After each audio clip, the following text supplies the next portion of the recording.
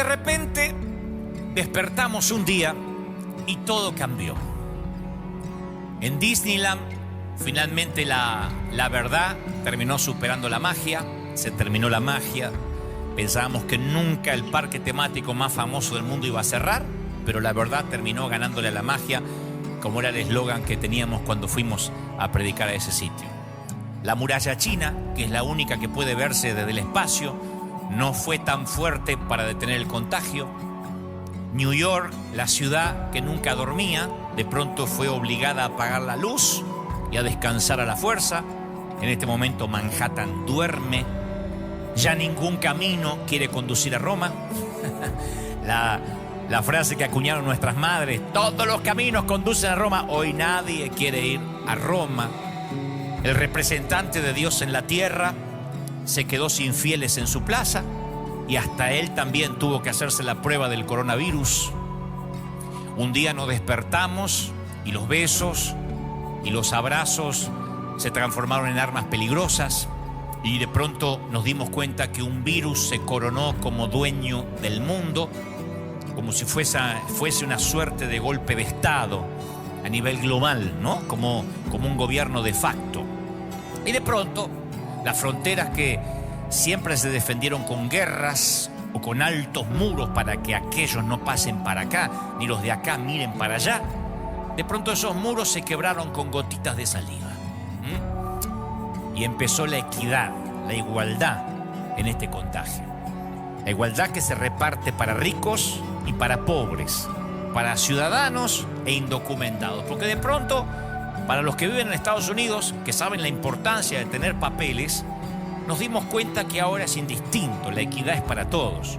Una mañana nos dimos cuenta que vivimos en un planeta que hoy se pone una máscara no solo para tapar un virus, sino para tapar nuestra vulnerabilidad.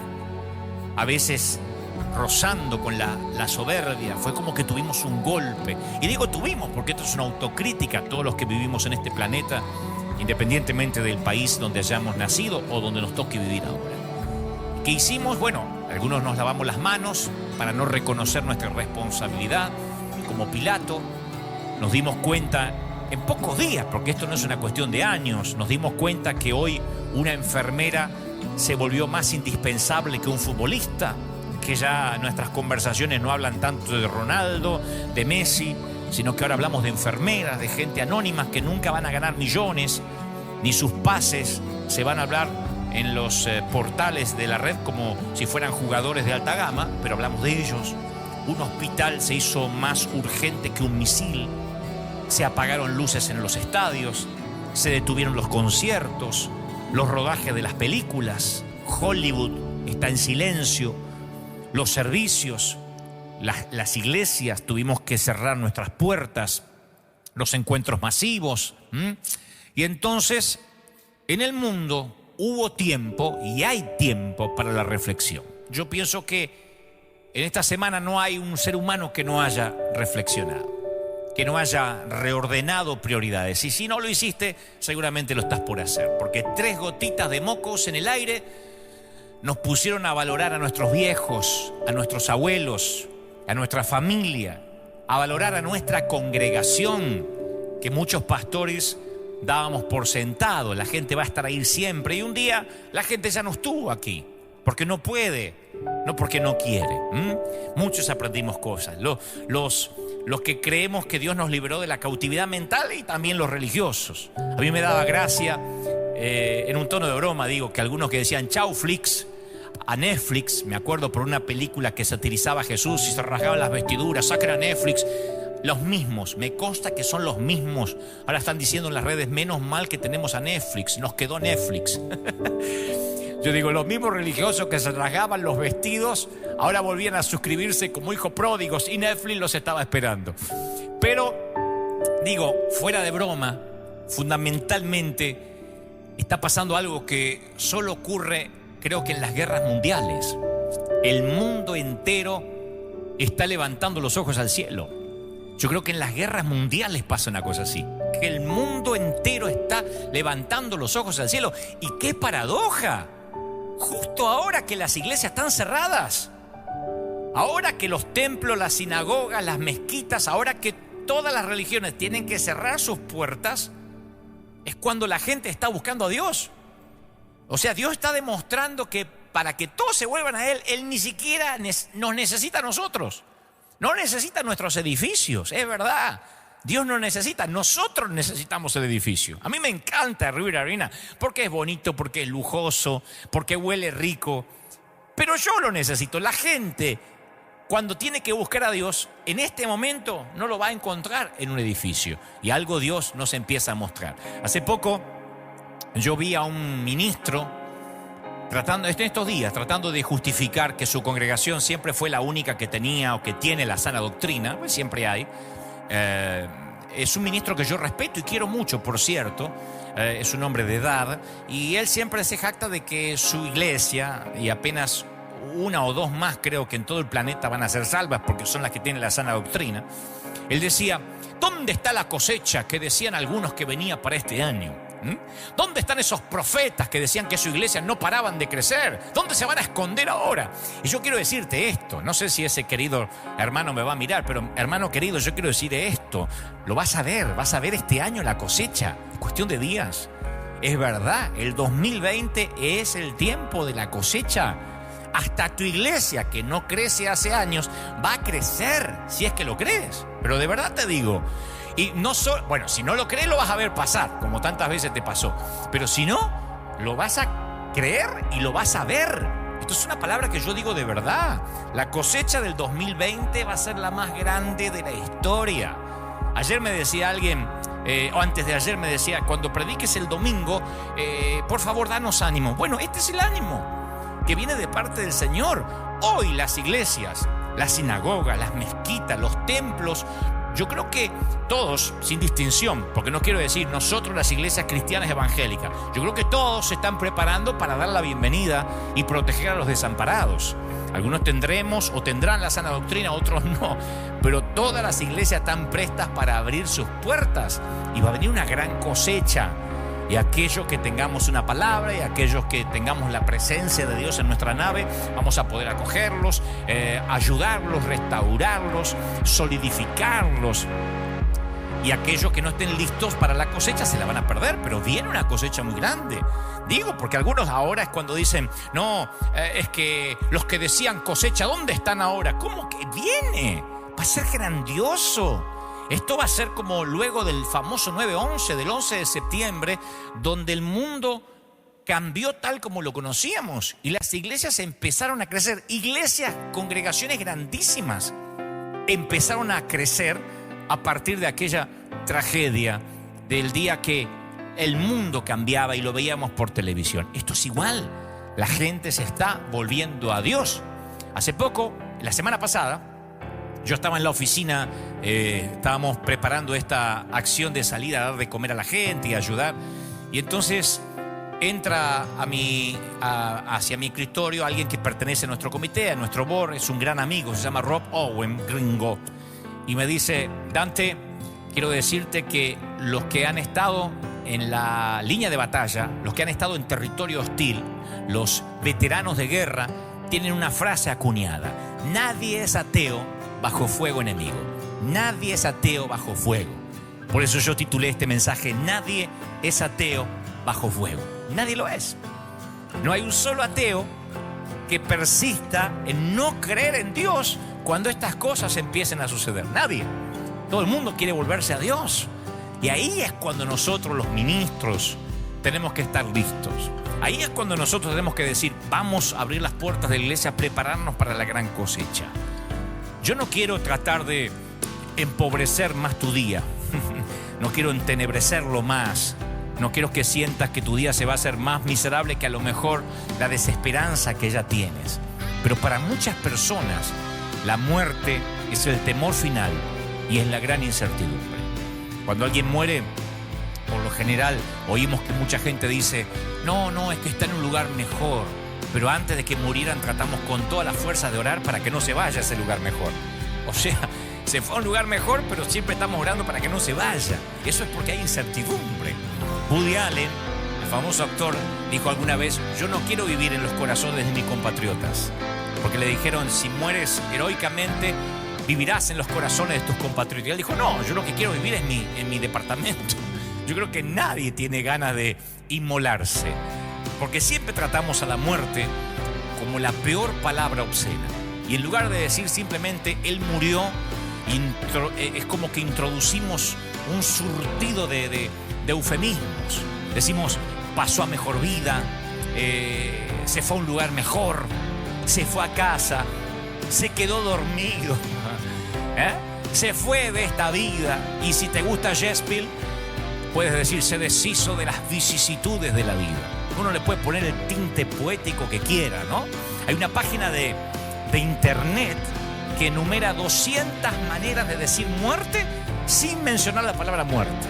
200 maneras de decir o referirte a la muerte sin decirla explícitamente. Y yo pregunto, ¿por qué la gente desperdicia su aliento inventando nombres refinados para la muerte? Es que pretendemos que la gente no se va a morir y cambiamos el tema cuando se trata de discutirlo. Y luego los despachamos de esta vida en corredores de hospital blancos, esterilizados, asépticos, sacándolos de casa rápido, de lo familiar. En Italia veíamos esta semana camiones militares llevando a cientos de cuerpos para cremar. Y obviamente nos espanta ver eso. Veíamos que no hay lugar, no hay la típica, no está el típico desfile de funerarias, no está el típico entierro, sino que se los coloca en camiones militares como los tiempos de la Segunda Guerra Mundial. Y la mayoría de nosotros, cuando ve eso, hace todo lo posible para evitar que nuestros ojos no vean la realidad de la muerte. Hay un querido amigo que hace poco yo le conté. Le dije, mira lo que está pasando. Me dice, no quiero hablar, no quiero pensar en la muerte. Por eso Joseph Bailey dice que la muerte es el gran nivelador de los poderosos y de los humildes. La muerte no tiene favoritos y por sobre todo no hace tratos. Ahora ustedes dirán, pero esto no me está alentando. Yo sé que hay gente que está diciendo, esto no me alienta. Yo llamé a mis seres queridos para que te vean ahora en vivo y no los estás alentando. Pero sí, yo quiero que me dejes avanzar. Esta es la forma en que la gente se está volviendo a Dios. Yo creo que tengas en cuenta esto como aunque sea una terapia de shock. El mismo día en Italia, como pasó, si no me equivoco, creo que el viernes o ayer sábado, en el mismo día que en Italia mueren 890 personas por este virus, 26.263 personas murieron de cáncer, 24.641 murieron de enfermedades cardiovasculares. 4.000 personas, 4.300 para ser exactas, murieron de diabetes. Incluso los suicidios fueron 28 veces superiores a las muertes por este virus. Los mosquitos matan 2.740 personas al día. No estoy inventando. Los mosquitos matan 2.740 personas al día. Los humanos matan en asesinatos 1.300 personas diariamente. Las serpientes matan 100 personas cada día. No estoy minimizando el virus. Lo que estoy diciendo que la muerte no es un intruso recién llegado al planeta. Lo dije el domingo pasado. Esta pandemia es el efecto colateral de algo que nació en el huerto del Edén. Y si nosotros no nos cae esa moneda y pensamos que el intruso es la muerte, es el visitante nuevo del barrio, no estamos entendiendo lo que pasa. Todos los días mueren miles. El granjero y el ejecutivo viene a la sombra de la muerte. Y esto va para el ganador del premio Nobel, para la prostituta, la señora de casa, el bebé, el adolescente, el anciano. El ataúd espera al cirujano que trasplanta un corazón, así como al esperanzado receptor. La muerte espera al director de la funeraria, así como el cuerpo que él manipula. La muerte no elude a nadie. Y yo sé que justo ahora tal vez estés pensando en dejar de oírme, decir mejor me voy a escuchar a ver otro pastor que me dé un poco más de ánimo, porque Dante hoy no vino muy positivo. Pero sí, esto va a terminar en algo positivo. Quiero que todavía me des un voto de confianza, porque seguro estás diciendo, no, esto no me da esperanza. Ahora, ¿qué pasaría si yo te prometiera que podemos cambiar para siempre la manera en que miramos la muerte y quitar sacarla de la categoría del temor. Especialmente los que decimos que creemos en Dios. Yo creo que la muerte está ocupando mucho espacio en tu armario, en tu closet de ansiedad. La idea de enfrentarte a la muerte, yo pienso que está ocupando demasiado espacio que no debería ocupar. Te está hipotecando el futuro, te está arruinando el presente, que es lo único que tienes, porque es tu único capital, el hoy. Y cuando la muerte nos causa temor, enfrentarse con eso desconocido asusta, inquieta. Y a pesar de que este mundo no es perfecto, a la mayoría de nosotros en general nos gusta nuestra vida aquí, en este mundo. Yo una vez hice una encuesta aquí y dije, ¿cuántos tienen ganas de irse al cielo? Me levantaron todas las manos, los miles. ¡Amén! Y después le dije, ¿cuántos se quisieran ir hoy? Nadie me levantó la mano. O sea, como dice un contador de cuentos en Argentina, Luis Landricina, el querido Luis Landricina, todos creemos en la vida eterna, pero nadie tenemos apuro, ¿no? Yo creo que soñamos con cosas que queremos hacer aquí. Y todavía queremos tiempo para disfrutar de la familia, para disfrutar de los amigos. Lo que pasa es que la vida aquí es familiar y es conocida. Pero hay mucho acerca de la eternidad que es desconocido y eso nos inquieta. Es más, yo tengo que ser honesto y decirte que hasta hace unos pocos años yo tampoco pensaba mucho en el cielo. Y mucho menos anhelaba irme ahora. Yo decía, no, yo tengo cosas para hacer, aparte tengo la vida por delante. Como yo siempre bromeo con nuestra congregación, apenas tengo 30 y tantos años, porque yo no cuento la edad que ya viví, sino los años que me quedan. Sin embargo, empecé a pensar mucho en la muerte cuando mis hermanos fallecieron. Mis hermanos, uno de 46, casi para 47, partió con un infarto fulminante. Y la partida de mi mamá a la eternidad, 40 años de que después Dios la sanó, Dios le regaló 40 años de salud a mi mamá. Allá en el año 1975 Dios la sanó de cáncer. Me la regaló 40 años y cuando se la llevó me obligó a contemplar mi propia mortalidad. Porque yo también pensaba que nadie se iba a morir en casa. Estamos acostumbrados a la vida, nacer es normal, respirar lo es. Reír, abrazar, besos a la hora de ir a la cama es normal. Pero no fuimos hechos para decir adiós. El plan original de Dios no tenía despedidas. Nada de última exhalación, de crematorio, de último latido del corazón. El plan original de Dios decía nada de virus. Nada de mocos que pueden contaminarte, nada de mascarillas o tapabocas. La muerte es el intruso en la historia. Desde el huerto del Edén.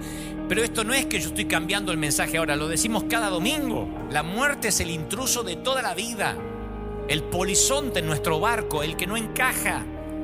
¿Por qué Dios habría de darte un compañero de vida para luego llevárselo? ¿Por qué Dios va a llenar una cuna para luego vaciarla? Me lo preguntan a diario, los mismos que se congregan aquí en River Arena. No importa cómo lo pongas, el adiós no tiene sentido. Y para algunos la palabra Dios es el desafío de su vida. Porque pasar por esto es pasar por tiempos de soledad, de pena. Yo sé que hay gente que tiene ahora la esperanza drenada. Se le drenó la fortaleza. Hay gente acá que me está mirando en cualquier parte de Italia, que hablaré de eso en unos momentos, a Argentina, a México. Ahora no hay países que estén escapando a esto. Yo sé que hay gente que no le pasa esto ahora, que ya hace años que duermes solo en una cama para dos, que te mueves por tu casa en medio de un aplastante silencio, o que te sorprendes pronunciando su nombre o tratando de tomarle la mano por la noche buscándolo en la cama cuando ya no está. Yo estoy hablándole a la gente cuya muerte inesperada de un ser querido te agotó el espíritu. Y te sientes aislado como si estuvieses en cuarentena mucho antes que lo determinaran los gobiernos. Me escribió esta semana una dama que me dice, Dante, antes que mi presidente decretara la cuarentena, yo ya vivo en cuarentena hace años. Salgo nada más a la tienda o al mercado a comprar lo que necesito, pero tengo una cuarentena en el alma. Para muchos se sintieron como gatos encerrados. No puedo ir a jugar a la pelota, no puedo ir al bar, a los amigos. Otros dicen, yo a partir de esa muerte vivo en una pena continua, en un dolor continuo, en una cuarentena que no se me va. Y entonces esta palabra es para ti. Esta palabra es para los que la muerte no les es alguien nuevo.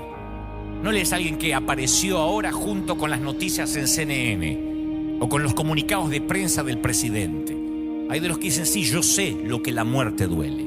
La Biblia no teme hablar de la muerte, porque la Biblia la llama por lo que es. La palabra muerte aparece cientos de veces en nuestras escrituras. Y los términos bíblicos a veces hablan de morir directamente, de muerte, pero algunos también son refinados y poéticos. Génesis 49, 29 dice, me uniré con mis antepasados. Te recogeré con tus padres y serás llevado al sepulcro en paz, dice Segunda de Reyes 22, 20. Y el siguiente versículo yo creo que es, a mi humilde criterio, el más bello en cuanto a lo que la Biblia menciona respecto a la muerte.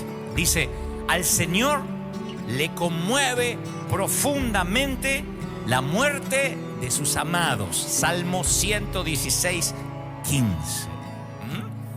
El escritor de los Hebreos lo resume sin rodeo. Dice, cada persona está destinada a morir una vez y después vendrá el juicio. O sea que la cuenta regresiva para la muerte comienza desde el nacimiento. Y diré esto, aunque no suene correcto, tú y yo estamos muriendo en este mismo momento. El reloj de arena nunca sube, siempre baja. El calendario va de izquierda a derecha y de enero a diciembre, nunca al revés. El tiempo no tiene botón de rebobinado. Estamos todos los días envejeciendo un poco. Y aunque la muerte comienza cuando nacemos, la vida comienza cuando nacemos de nuevo mediante la fe en Cristo. Por eso es vital que ahora todo el mundo levante los ojos al cielo. Qué paradoja cuando las iglesias están cerradas. Pero los que podemos predicar en línea, que hay muchos pastores que lo están haciendo, tenemos que decirle a la gente, este es el momento para nacer de nuevo. Porque muchos cristianos tienen la noción equivocada que la vida eterna va a comenzar cuando mueran. Y la vida eterna comienza cuando nacemos de nuevo, cuando aceptamos a Jesús en el corazón, cuando nos arrepentimos de los pecados, cuando lo reconocemos como su suficiente Salvador. Este es el momento de hablar de evangelismo. Yo decía el domingo pasado, este no es el momento de disculpar a Dios. No tenemos que ponernos frente a una cámara a reprender espíritus de coronavirus, que esto no viene de Dios, que esto viene del diablo, porque eso hasta hace ver pusilánime a Dios. Como que esta pulseada la está ganando Satanás. No hay que disculpar a Dios. No, este momento hay que predicar de salvación, de volver a Dios. Hay que decir, podrías morir. Porque todo el mundo está muriendo. Sea por el coronavirus, por el cáncer, por la diabetes, porque te pica una serpiente, porque resbalas en la bañera, por una ACV, por lo que sea. Porque te asesinan para robarte algo. Todo el mundo se está muriendo y puedes que te vayas a la eternidad sin Cristo. Por eso Jesús lo define de esta manera. Él dice, la manera de tener vida eterna es conocerte a ti y al único Dios verdadero y a Jesucristo, a quien tú enviaste a la tierra, dice Juan 17:3. O sea, que si conoces a Dios a través de Jesucristo, entonces empiezas a vivir la vida eterna ahora mismo, aunque no hayas muerto físicamente. Y eso es lo que tenemos que decir. Y que si experimentas la vida eterna ahora mismo, la muerte no es más que una interrupción de una vida que no tiene fin. El Nuevo Testamento está lleno de pasajes que transmiten esta perspectiva positiva y transitoria acerca de la muerte. Jesús se refiere a la muerte así, dice, los ángeles, le voy a decir cómo Jesús literalmente se refiere a la muerte. Los ángeles lo llevaron a estar con Abraham. Lucas 16:22. Los ángeles los llevaron a estar con Abraham. No dice murió y en medio del dolor y el trance. No, los ángeles los llevaron. Como quien se toma un bus. Jesús le dice al ladrón que se arrepintió y que murió a su lado, te aseguro que hoy estarás conmigo en el paraíso. Hoy. Ni siquiera que vas a estar por ahí dando vueltas como un alma en pena o que vas a pasar por el purgatorio. Hoy estarás conmigo en el paraíso. Pablo lo define como estar fuera del cuerpo terrenal en el lugar celestial con el Señor, 2 Corintios 5:8. O sea que Jesús describe la separación de la muerte como algo meramente temporal. Él dijo, ya dentro de poco no me verán más, pero después me van a ver de nuevo. Juan 16:16. O sea, la muerte no es algo que haya que temer, sino un viaje que se inició al nacer. El problema no es esta muerte, sino la segunda muerte. No me voy a poner muy teólogo ahora, porque sé que hay mucha gente que por primera vez están oyendo esto, pero hay una última forma de muerte, la segunda muerte, que es la exclusión total de Dios. La Biblia dice, y el mar entregó sus muertos, y la muerte y la tumba también entregaron sus muertos, y todos fueron juzgados entonces por lo que habían hecho. Porque el mar entregó sus cadáveres, porque la tierra entregó sus cadáveres. Entonces la muerte y la tumba fueron lanzados al lago de fuego. Y este lago de fuego es la segunda muerte. Y todo el que no tenía su nombre registrado en el libro de la vida fue lanzado al lago de fuego. Apocalipsis 20:13.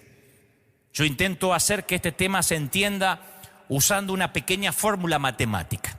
Si solo naciste una vez, vas a morir 2 veces. Pero si has nacido 2 veces, tendrás que morir solamente una. Así que lo diré otra vez. Si solo naciste una vez, morirás 2 veces. Y la segunda muerte es el problema. Cuando serás juzgado y ahí uno es lanzado al lago de fuego. El infierno es real, tan real como el cielo. Pero si naciste 2 veces y al segundo nacimiento se le llama aceptar a Cristo en el corazón, entonces morirás una sola vez. O sea que moriremos físicamente, pero después nunca más volveremos a morir. A esto se le llama la verdadera vida eterna, que uno no tiene miedo a un virus, al cáncer, con cosas que pueden venir, porque el Señor dijo, en el mundo tendréis aflicción.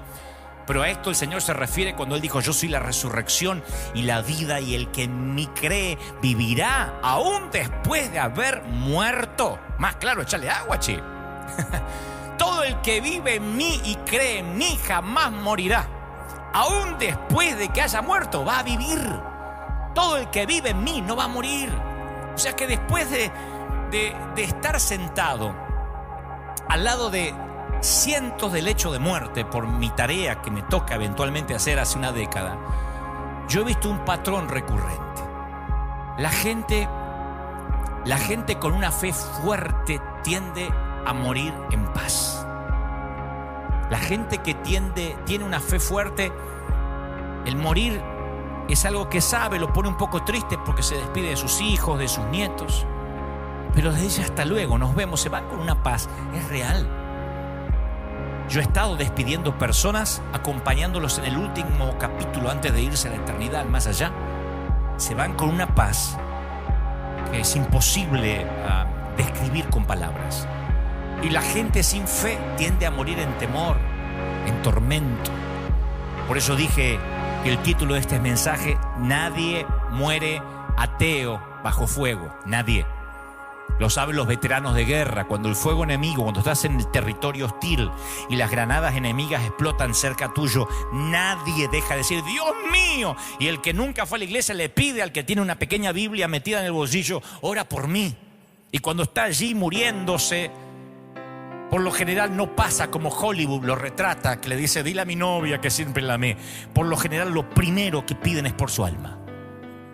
No se acuerdan de la novia, no se acuerdan necesariamente de la suegra, se acuerdan del Señor. Y dicen, tú que eres cristiano, dime, tengo una oportunidad allí en el último aliento. Nadie muere ateo bajo fuego. Nadie muere ateo con una pandemia. Entonces, si nosotros, los que predicamos, entendemos esto, estaremos ante las puertas de la mejor cosecha de la historia, del apogeo de la iglesia como nunca antes. Por eso yo empecé este mensaje diciéndole a aquellos que dicen, ¿dónde estaba la cosecha que predecían? Ahora la vamos a ver. Yo oí una historia acerca de un hombre que va al médico y cuando se va, va a un examen de rutina. El médico le dice, mire, después que tenga los exámenes yo lo voy a llamar con los resultados. Y un par de días después, el médico lo llama, le dice, mire, caballero, tengo los resultados y tengo que darle algunas malas noticias. Entonces el hombre se pone pálido y le dice, bueno, dígame, estoy sentado, dígame. Le dice, bueno, tiene 24 horas de vida. ¿Imaginan cómo recibe la noticia el otro hombre, no? Y dice, no me diga. Y dice, sí, pero tengo una noticia peor. Y le dice el caballero, ¿y qué puede ser peor? ¿Qué puede ser peor que tener 24 horas de vida nada más? Y dice, es que estoy tratando de llamarlo desde ayer. Y llamadas como esa ocurren no solo en los chistes malos. Hay un montón de médicos haciendo llamadas similares todos los días con noticias fatales. Todos los días. Ver fotografías de doctores llorando en Italia, de enfermeros frustrados, agarrándose la cabeza porque no pueden detener tanta mortandad, nos golpea, pero básicamente nos hace ver que la muerte ha estado viviendo con nosotros desde que nacemos y hemos sido tan torpes algunos que hemos creído que a nosotros nunca nos va a pasar. De hecho, así decíamos, o así decían algunos cuando esta pandemia comenzó, tranquilos, que esto le pasa a los viejitos, como si no tuviéramos padres, ¿no? Como si nosotros mismos nunca fuéramos a ser viejitos. Pero un día ya no afecta solo a los viejitos, sino también a los jóvenes. Habrán visto que en Brasil tuvieron que llevar presos a un montón de jóvenes que se negaban a tener cuarentena o a quedarse en casa, iban a las playas diciendo, no, nosotros no nos afecta. Y de pronto empezaron a morir personas más jóvenes. Pasa con una pandemia, pero pasa aunque no haya pandemia. La palabra dice, necio, esta noche vienen a pedirte tu alma. Pero uno está comiendo, bebiendo como los días de Noé, sin pensar que la muerte está allí, es el vecino de al lado. Es el matón del barrio que tarde o temprano va a llamar a tu casa. No quisiéramos tener nuestra vida, nuestro hogar, nuestro alma eterna en orden para que cuando ese momento llegue nos vayamos con él en paz. Yo creo que si eres un cristiano que sigue preocupado en cuanto a la muerte, incluso un poquito, necesitamos hablar de esto. Yo me sorprendí mucho leer a muchos cristianos decir, no salgas a darle de comer a la gente, te arriesgas, pastor, no tienes miedo. Pero me lo decían con miedo, no como un tema de prevención. Y yo le respondí, sí, tomamos las precauciones necesarias, no somos unos kamikazes, pero hay dos maneras de enfrentar el futuro, con miedo o con fe. El futuro, las pandemias, la vida, el matrimonio, los hijos, el funeral, todo, o con fe o con miedo. Entonces, puedo comprender que los ateos ahora tengan miedo y vamos a capitalizar ese miedo, aunque suene feo, para conducirlos a aquel que quita el temor. Pero no puedo entender que aquellos que se congregan domingo tras domingo, que saben todos los coros de Hillsong, o de Jesús Adriano, de Menganito, de Elevation, estén con miedo. Ay, y si nos agarra la pandemia, a miedo, ¿de verdad tiene miedo a morir? No estoy diciendo que no se prevenga. Soy el mismo tipo que dijo el domingo pasado, prevenir es como ponerse el cinturón de seguridad cuando uno sube al auto o al avión. Está bien, pero de ahí a que nos muramos de miedo, a que tengamos temor. Si nuestra vida está en orden, ¿por qué deberíamos tener temor? Cuando Jesús salió de la tumba abierta el domingo de resurrección, la derrota de Satanás fue total. Su arma de muerte había sido destruida. Y ahora Satanás tiene que conformarse con ganar las batallas chiquititas, las pequeñas, porque la guerra que comenzó la perdió para siempre. La última esperanza del diablo es convencerte en que vivas como si la victoria de Cristo nunca hubiese ocurrido. Al enemigo le encantaría que estuvieras esclavizado con temor a la muerte. Cumple la cuarentena, pero no tengas temor. Porque si tú le temes a la muerte, tu miedo se basa en una mentira. La muerte es devorada por la victoria de Cristo. ¿Dónde está muerte tu victoria? ¿Dónde, oh muerte, tu aguijón? ¿Dónde está sepulcro tu aguijón? Yo estoy convencido que nada nos va a separar de lo que Dios hizo por nosotros. Nada nos puede separar. De hecho, la palabra lo dice claramente. Ni la muerte, ni la vida, ni los ángeles, ni demonios, ni los temores, ni las pandemias, ni las preocupaciones del mañana, ni los poderes del infierno nos van a separar del amor de Dios. Ahora es cuando todos en las casas deberían repetir estas palabras. tanto que los pastores nos gustan decir, dígale al que está a su lado. Ahora deberíamos repetir: ningún poder en las alturas, ni en las profundidades, ni nada en toda la creación podrá separarnos del amor de Dios que es revelado en Cristo Jesús nuestro Señor, le dice Pablo a los Romanos 8:38.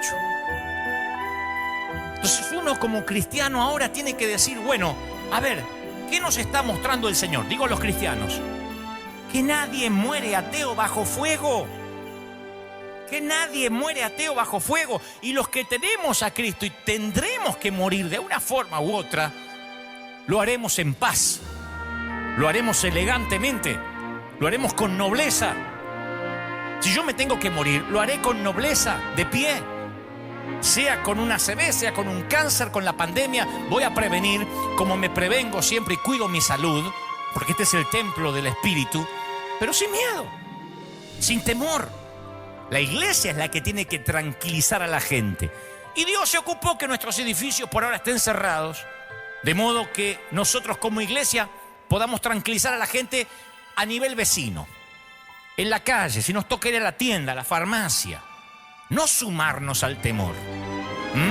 Porque si nos hubiésemos quedado dentro de los edificios, estaríamos repitiendo las mismas frases absurdas de que Dios está contigo, que nada te va a pasar, que la sangre te cubre, empodérate. Ahora no estamos en los edificios, hay que convivir con los que tienen miedo. Y tenemos que decirle que no hay que temer. El 7 de diciembre de 1941, el reverendo Peter Marshall tuvo un discurso a los cadetes de Annapolis. Fue cuando ocurría el famoso Día de la Infamia, cuando se estaba desarrollando en Pearl Harbor el momento literalmente que estaba en llamas por un ataque enemigo. Y entonces este oficial, que además es doctor, que además es reverendo, porque tiene todo, es un hombre que Dios lo ha usado mucho, además es militar, además sabe de medicina, dio el discurso a los muchachos que estaban allí, que iban a sacrificar la vida por el país. Y él cuenta una historia rápidamente de un niño moribundo, una historia real, un chiquito que tiene una enfermedad terminal, que le preguntó a su mamá, mamá, ¿cómo es morir? ¿Duele? ¿Va a dolerme morir? Y la madre suspiró, pensó un momento qué decirle, le dice, mira, ¿te acuerdas cuando eras más pequeño y jugabas mucho y te quedabas dormido en la cama de tu mami? Te despertabas de alguna manera y a la mañana te encontrabas en tu cama. Había pasado que tu papá llegó con sus brazos grandes, te había levantado, te había desvestido, te puso el pijama mientras dormías y no te dabas cuenta. Así es la muerte, es despertarte en tu propia habitación. Por eso tal vez creo que ningún versículo de las Escrituras nos va a dar una imagen más consoladora que aquel Salmo 23, el Salmo del pastor por excelencia, que ya lo saben, ¿no? Aunque ande en valle de sombra y de muerte, no temeré mal alguno porque tú estarás conmigo. Tu vara y tu callado me infundirán aliento. Lo hemos dicho algunos desde la escuela dominical, pero nos cuesta entender que la muerte no es un destino, es un viaje. Cuando yo ande, cuando yo pase, hay una versión que David dice, cuando yo pase por el valle. David no ve la muerte como un destino, lo ve como un viaje, una travesía. No habla de una cueva, de un camino sin salida, porque yo he escuchado a muchos cristianos, no, esto es un camino sin salida y vamos a morir todos. Él habla de un valle. Y un valle es que tiene una abertura en ambos extremos, una apertura en ambos extremos. Y el énfasis está en por.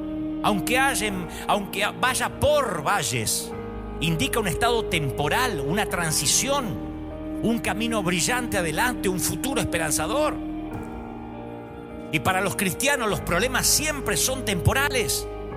Para nosotros tenemos que decirle a la gente, esto es temporal.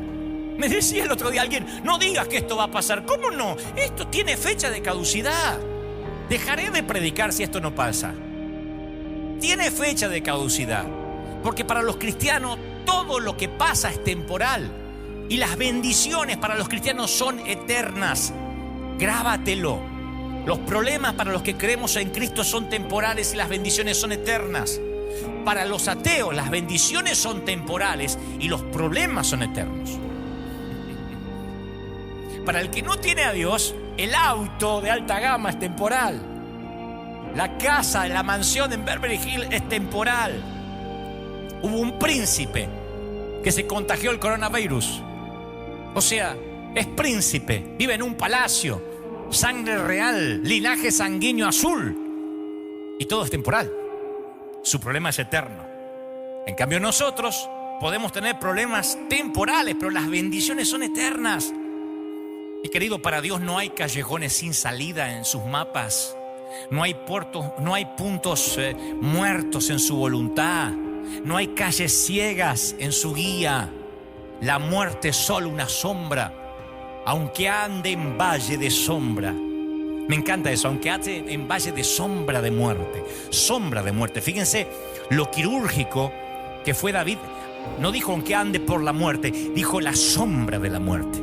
Siempre cuento de que cuando yo era un chiquito tenía terror de que vayamos a visitar a mi tía Josefa. Pobre, la hermana de mi mamá, que vivía en una casa chorizo, esas casas de Argentina que se le dice casa chorizo porque son casas largas donde son todas habitaciones conectadas por un pasillo.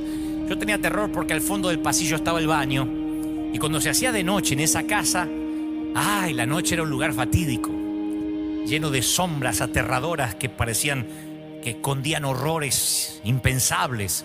Y durante las horas del día yo veía claramente que no había peligro, no había ningún monstruo acechando en ese pasillo. Pero tú sabes lo que la oscuridad le hace a ciertos lugares. La oscuridad a ciertos lugares los distorsionas. Y la oscuridad convierte a veces al lienzo en algo feo. Se convierte en un lienzo para la imaginación. Uno puede ver sombras, cosas extrañas. La buena noticia es que las sombras son únicamente la refracción de la luz. Pueden asustar, pero no te pueden hacer daño. Por eso dice David, aunque ande en valle de muerte, de sombra de muerte. Mientras un hombre conducía a casa, después del funeral de su esposa, él y sus hijos estaban agobiados por el dolor. Habían enterrado los chiquitos a su mamá, la mujer de su vida. Y entre que él buscaba palabras de consuelo para sus nenes, pasa una gran furgoneta, una camioneta por al lado, y la sombra cubre el auto. Entonces él aprovechó y le dice, chicos, ¿qué preferiría que les pasara por encima? ¿Un camión o su sombra? Y los nenes dicen, la sombra, por supuesto. Y él les dice, miren, hace 2000 años el camión le pasó por encima al Señor Jesús para que solo su sombra hoy nos pasara por encima. Y para el cristiano, la muerte no es más que una sombra. La muerte es una sombra. Y esto lo tenemos que saber los cristianos. Porque yo sé que me escuchan muchos que ya tienen al Señor. Pero a mí me preocupó mucho que en las redes me decían, danos esperanza, ¿qué va a pasar? Esto es el Apocalipsis, ya viene el anticristo, sea lo que sea. Sea que pase lo que pase. No deberíamos preocuparnos los que tenemos al Señor. Me han dicho, no le des de comer a la gente porque te arriesga, no sirve de nada que les des de comer. Yo digo, ¿de verdad? Habría que acuñar esa frase, no sirve de nada que les des de comer, ¿de verdad? Hay chiquitos que se mueren de hambre en este momento, están en cuarentena y no tienen comida. Le vamos a explicar, no te puedo llevar comida porque soy pastor y me dejan salir, pero no te llevo comida porque, ¿sabes qué? A ver si me contagio. De verdad. David dice, aunque ande en valle de sombra, nunca estás solo. Dice David, tú estás a mi lado, dice el Salmo 23. Y algo extraño pero sutil ocurre en el Salmo 23 a partir del versículo 4. Algo sutil. No sé si te has dado cuenta, pero un editor o un escritor se da cuenta. El modo de narración cambia. La manera de narrar cambia. De pronto él, tercera persona, se convierte en tú. En segunda persona. En los primeros 3 versículos, David se refiere al Señor en tercera persona. Me hará descansar. Él me renueva. Él me guía. Y sin embargo, abruptamente, la tercera persona se convierte en segunda persona y David dice, tú estás a mi lado. Él deja de hablar del pastor y comienza a hablar con el pastor. Es como que hasta ahí venía hablando de Dios. Y en medio de la sombra se da cuenta que Dios está justo ahí. Entonces dice, no temeré porque tú estás a mi lado. Como muchos ministros, que por año hablamos de Él en tercera persona. Pero ahora tenemos que decir, Dios está acá y hablarle a Él. Yo veo el Salmo de David y veo que un ensayo,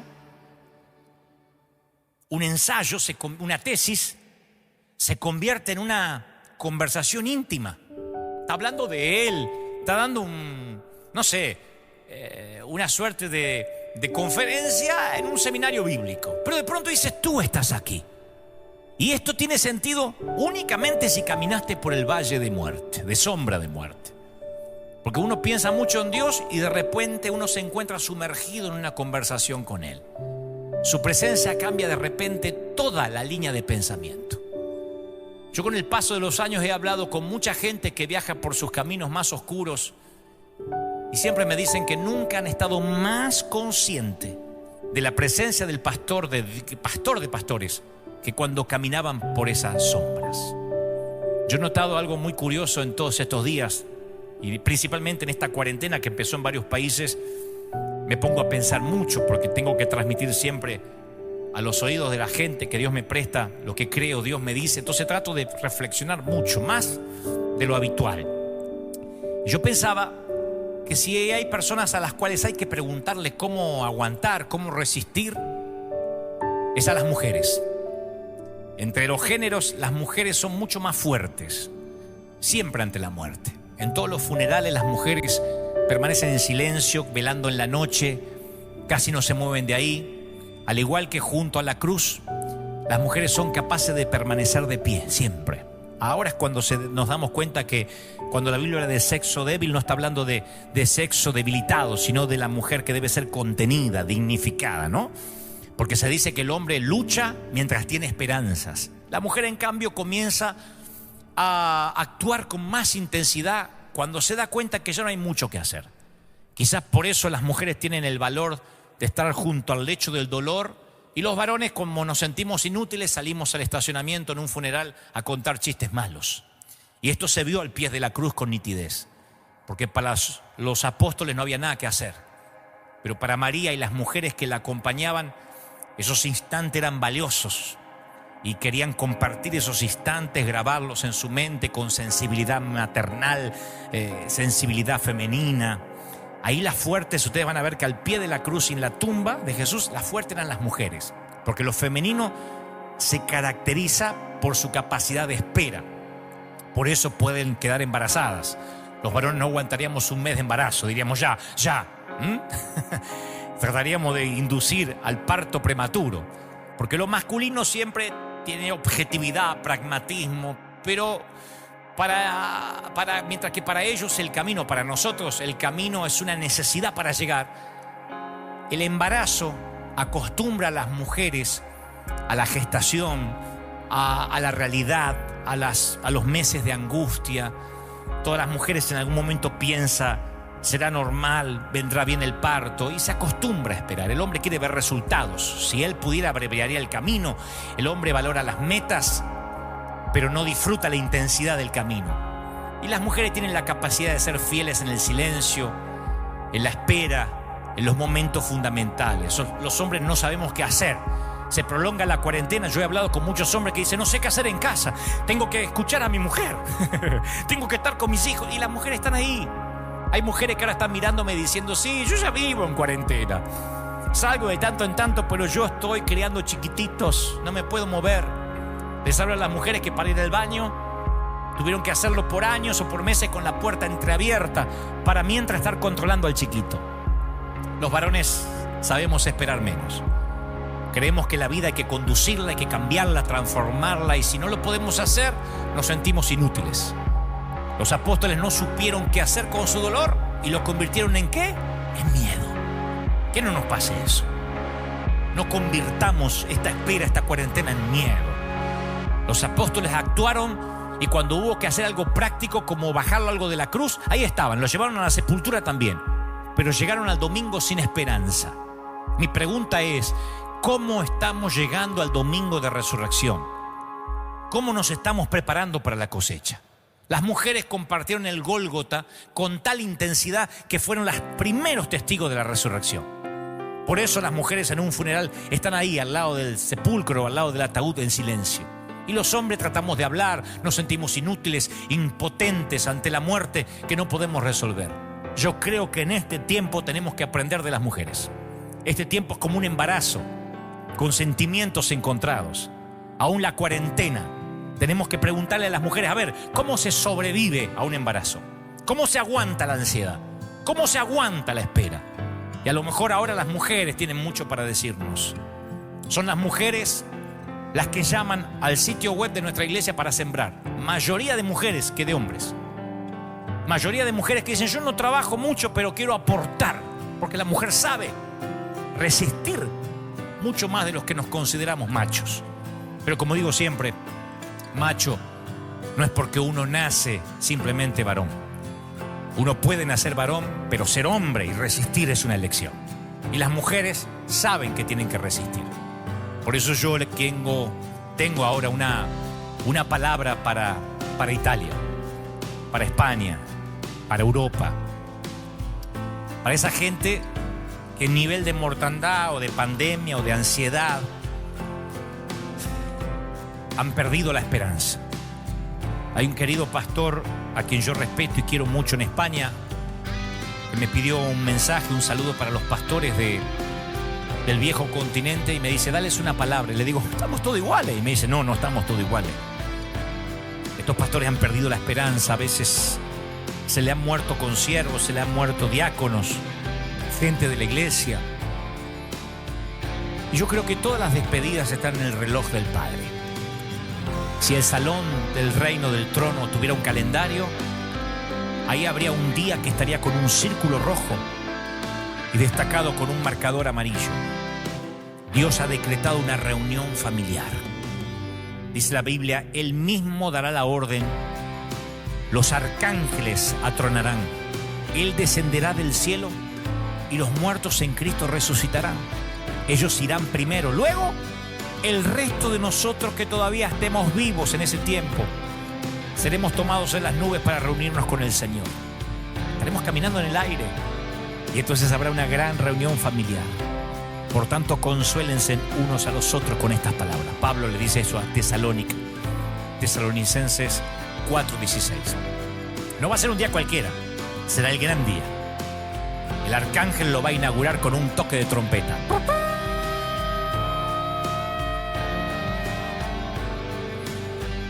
Y miles de ángeles van a aparecer en el cielo. Los cementerios, el mar, los funerales, los hospitales entregarán sus muertos. Y Cristo aparecerá una segunda vez, pero ya no para lidiar con el pecado, sino para salvar a quienes hayan estado esperando, como las damas en el embarazo.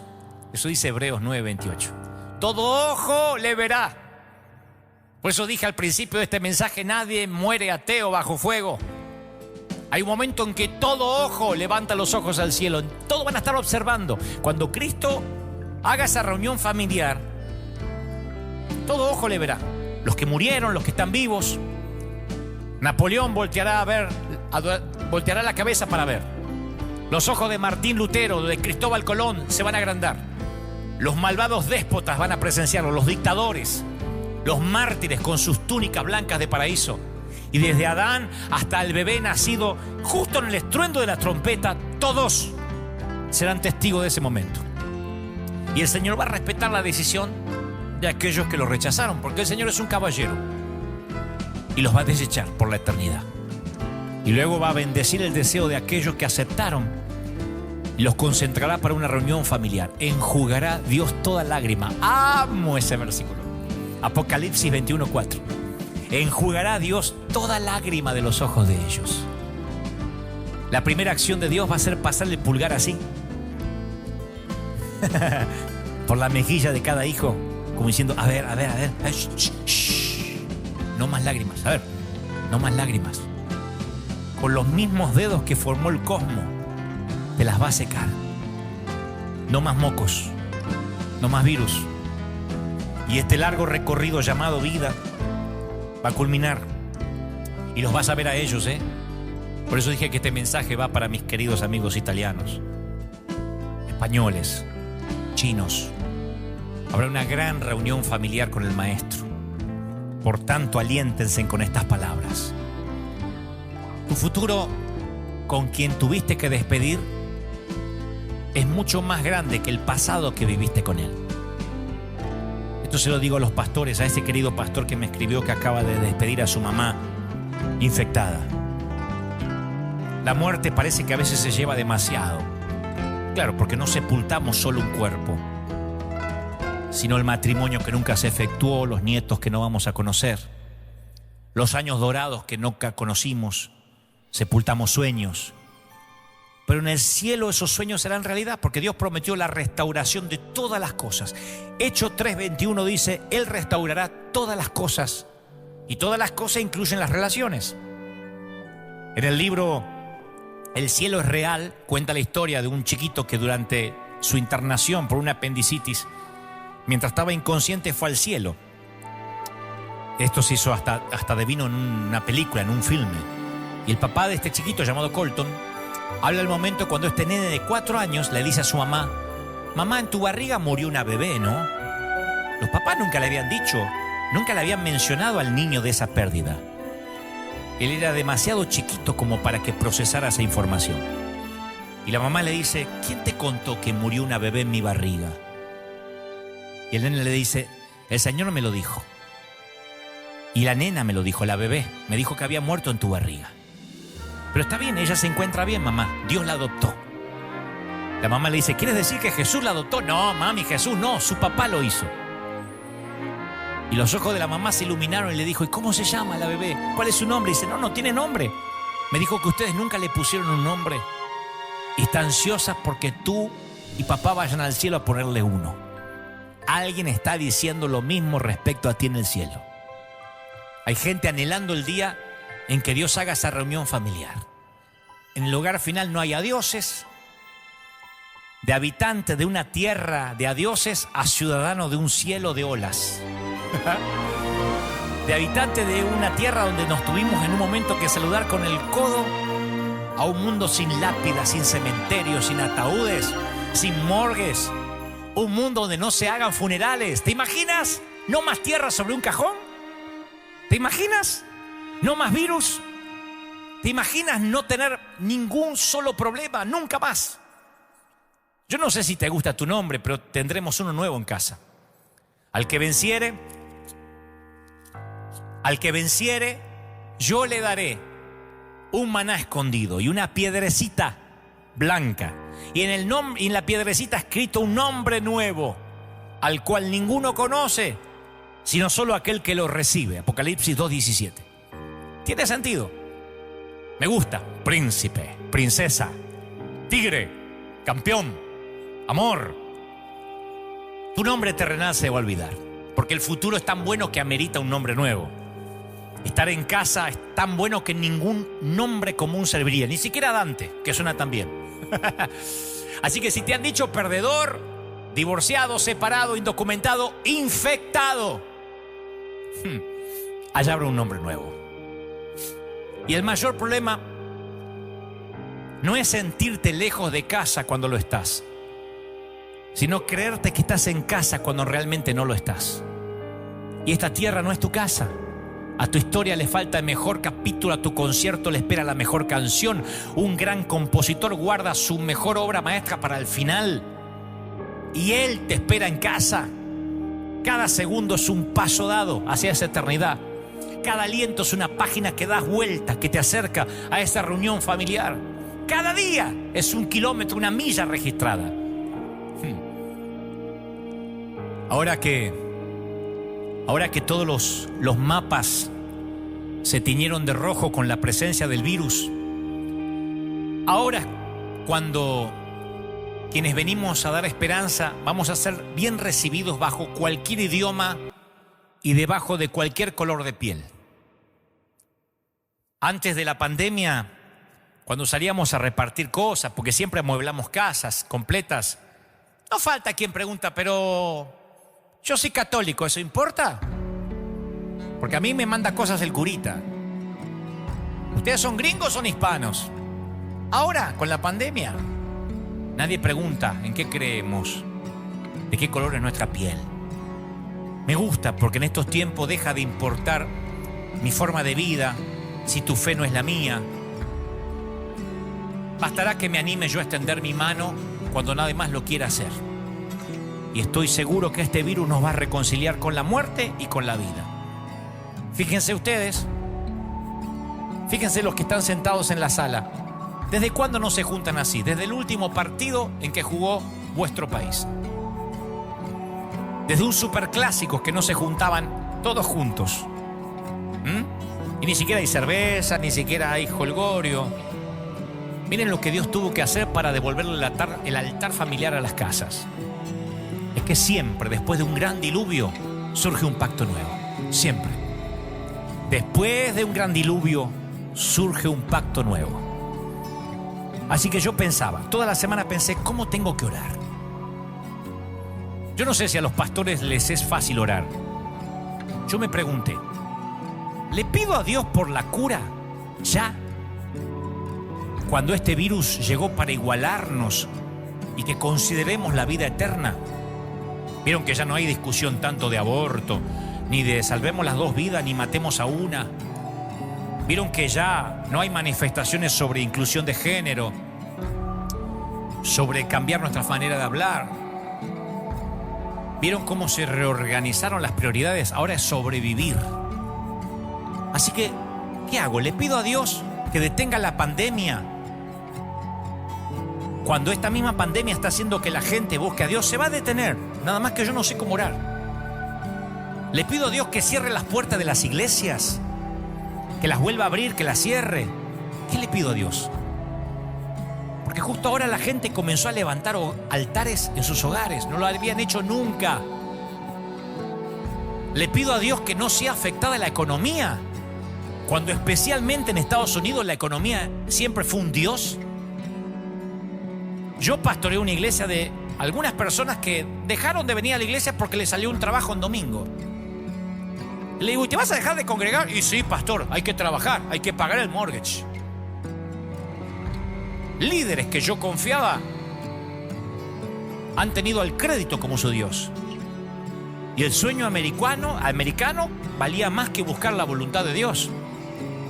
Son los mismos que ahora dicen, por favor, pastor, ¿cuándo se abre la iglesia? Un montón de gente a mí me ha dicho, me voy ahora a Bakersfield, no sé dónde me voy a congregar. ¿Y hay iglesia allá? No sé, pero me salió un trabajo allá. Ni hablar de los que faltan porque les picó un mosquito, porque les tocó un puente, un fin de semana largo. Entonces Dios revirtió de pronto todo y ahora todo el mundo está buscando a Dios. Así que, ¿qué hago? ¿Le pido a Dios que cambie su voluntad? ¿Oro para que Dios haga su voluntad? Sí, porque yo confío de que su plan es perfecto. Oro para que todos los que tienen que ser salvos conozcan la verdad y ojalá que sea rápido, así esto pasa. Oro para que la fe de los santos no mengüe y para que ustedes, mis queridos ministros europeos, estén firmes. Oro por la unidad de la iglesia, pero la verdadera, no la de grupitos de élite. No de esos que se juntan. Vamos a juntarnos el grupito, pero aquel déjalo fuera porque se roba las almas. Y el otro no, porque no predica la sana doctrina. Antes de esto había un montón de grupitos queriendo hacer unidades que no son tal. No, la unidad es con todo el mundo. La unidad es con el que se quiera unir. Porque nos vamos a sorprender cuando lleguemos al cielo de ver a gente que no esperábamos ni siquiera que pasara por la puerta de una iglesia. Y de haber dado por sentado a algunos que ni siquiera van a estar ahí. La unidad es para todos. Pero acá es cuando uno, espíritu de ecumenismo. La unidad es para todo el mundo. Aquel que recibe a Cristo en su corazón, circuncidado, no circuncidado, gentil, judío, el Señor vino para todos. Así que oro para que la iglesia aprenda a no rematar a sus propios heridos. A ver si esta pandemia nos enseña algo. En lugar de escribir boberías para separarnos de los leprosos. Oro para que esta pandemia nos sirva de verdad para sostener a nuestros heridos. ¿Quién sostiene a los pastores que pecan?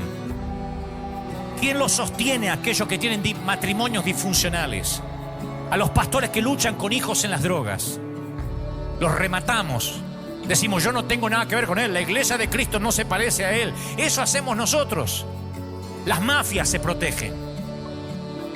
Las mafias, el reino animal se protege. Las bestias se protegen. Y en medio de una pandemia a lo mejor empezamos a entender que todos, independientemente si nos caemos bien o no, estamos haciendo lo mismo, predicando el evangelio. Todos. Y usa a grandes teólogos como esos que están del otro lado y a burros como este servidor. Así que lloro porque la pandemia nos enseña unidad de la de verdad. Nadie muere ateo bajo fuego enemigo. Pero también me dijo este veterano, y siempre el que está a tu lado es tu amigo, no importa si es negro, blanco, amarillo. Siempre es tu hermano de sangre. En una guerra se genera una hermandad tan grande que no hay diferencias, no hay peleas. Hace poco yo vi a alguien tratando de justificar, como dije, que su congregación es la mejor y tiene la sana doctrina, y dijo, ¿por qué nadie profetizó esta pandemia? ¿Dónde están los profetas? ¿Y dónde está la cosecha que decías que iban a venir? Y yo te voy a decir así, te voy a responder con la palabra. El oficial real, en cuyo brazo se apoyaba el rey, respondió al hombre de Dios y dijo, mira, si aún Dios hiciera ventanas en los cielos, ¿podría suceder lo que estás diciendo? Fue cuando el profeta dijo, mañana todo el mundo estará comiendo en medio de una hambruna. El pueblo cometía canibalismo porque se estaban muriendo de hambre, y el profeta Eliseo dijo, mañana se va a vender la cebada, mañana va a haber trigo. Y alguien le dice, ¡ja, ja, ja! ¿Qué cosecha? Ni aunque Dios abriera la ventana de los cielos, esto iba a pasar. Siempre hay gente así. Hasta el mismo Moisés le dice al Señor, ¿cómo vas a alimentar a 600.000 hombres? Son 600.000. Los discípulos le dicen a Jesús, ¿de verdad? ¿Quieres que le demos de comer nosotros? ¿Has visto que el niño tiene apenas unos pancitos y unos peces? Pero Eliseo miró a este caballero que no quería creer y le dijo, bien, tú verás la cosecha con tus ojos, pero no vas a comer de ello. Así que viene la mejor cosecha de la historia, porque siempre, luego de un diluvio atroz, surge un pacto nuevo. Y como dijo aquel veterano, nadie es ateo bajo fuego enemigo. Disfruta la cosecha. Créela para que no seas uno de los pocos que la vean y no la puedan comer. Yo estoy esperando. River Church está esperando la cosecha. Por eso salimos y por eso estamos expectantes. Y a veces me pongo un poco duro, sí, porque estoy harto. Creo que varias cosas convergen. Tengo 51 años vividos, 30 en el alma, 25 en ideas. Y creo que 18 en resistencia. Pero tengo 51 años cronológicos. 30 años de servir a Dios. Y 30 años de contemplar también idioteces. Milagro de Dios e imbecilidades, porque la estupidez humana, como dijo alguien, no tiene límites. Entonces hay un momento en que estoy harto y quiero aprovechar estos momentos en que tengo vuestros oídos para decir las cosas como son. Sin vueltas, sin eufemismos. Esto nos tiene que hermanar, ministros. Nos tiene que aunar. Porque ahora todos, la iglesia de Elevation, aquí Rick Warren, Joel Osteen, Guillermo Maldonado, Cash Luna en Guatemala, todos aquellos que nosotros nos llenamos la boca, falso profeta y aquel, el otro, Dante Gebel, todo el mundo, estamos predicando que hay esperanza, que hay salvación. Y el mundo va a levantar los ojos buscando al Señor y nos va a ver a nosotros. Y nos tiene que ver unidos, juntos. Porque nadie muere ateo cuando hay fuego enemigo. Y siempre después de un diluvio atroz, surge un pacto nuevo. Si estás ahí por primera vez, quiero que repitas conmigo. Lo único que tienes que hacer para perder el temor a la muerte y ser parte de los que vivimos eternamente, si quieres ser inmortal como este servidor, que claro, algún día de esta tierra me voy a ir, pero va a ser un abrir y cerrar de ojos. No importa cómo me vaya, seguiré viviendo. Si quieres ser de los míos, si quieres que nos estrechemos en un abrazo donde no haya dioses y donde 3 gotas de mucosidad no te pueden contagiar, donde no se usa tapaboca y te puedes saludar con un gran abrazo, repite conmigo: Señor Jesús, te acepto como mi Salvador.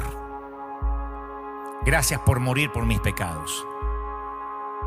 Escribe mi nombre en el libro de la vida. Quiero perder el temor a la muerte. Y si me toca partir, ahora o en algunos años, quiero hacerlo en paz. Quiero que tus ángeles me lleven a la gran reunión familiar. Sálvame de la segunda muerte. Dame un segundo nacimiento. Amén. Y ahora sí, juntos, antes de despedirnos, gracias por haber estado ahí. Gracias por haberme acompañado. No sé qué nos va a deparar el día de mañana. Basta el día con su afán. Si esto cambia, estaremos, como les dije, en nuestros 2 servicios habituales a las 9 y a las 12 aquí en 201 East de la calle Broadway en Anaheim, California. Si no cambia, volveré a estar aquí, Dios mediante, si Dios me da salud y así Dios lo permite, el domingo que viene a las 11 de la mañana, a partir de las 11, hora de la costa oeste de los Estados Unidos. Padre, yo bendigo a los que están del otro lado.